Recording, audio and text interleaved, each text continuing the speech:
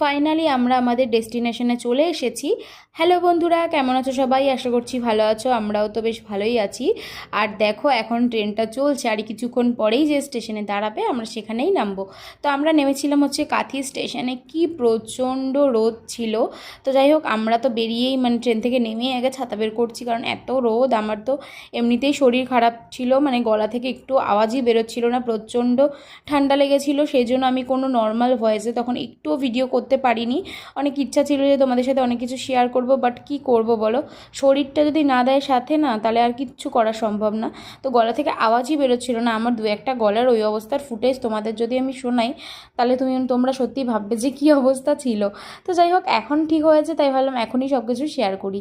তো এই যে কাঁথি স্টেশনে এসে এখানে কিছুটা ফটো সেশন চললো এদের, আর আমি অনেক পিছনে ছিলাম কারণ ছাতাটা বের করতে একটু সময় লাগছিল।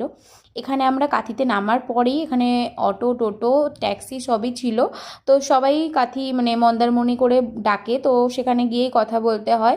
তো ফাইনালি পার্থ একটা দুটো অটো ঠিক করেছিল, আমরা যেহেতু 10 জন ছিলাম, পাঁচজন করে। তো যাই হোক, আমরা এখন আমাদের হোটেলের উদ্দেশ্যে যাত্রা করেছি। আর এখানে দেখো স্পিকারে গান বাজিয়ে পাশে এই ভিউ, জাস্ট অ্যামেজিং লাগে। আর কি যে ভালো মজা লাগছিল, ওই দিনটা আমাদের সেরা কেটেছে। তো যাই হোক, অনেক দেরি করে এসেছি, তবুও কি হয়েছে, খুব এনজয় করে কাটিয়েছি দিনটা। আর এই দেখো, এটা হচ্ছে আমাদের হোটেল।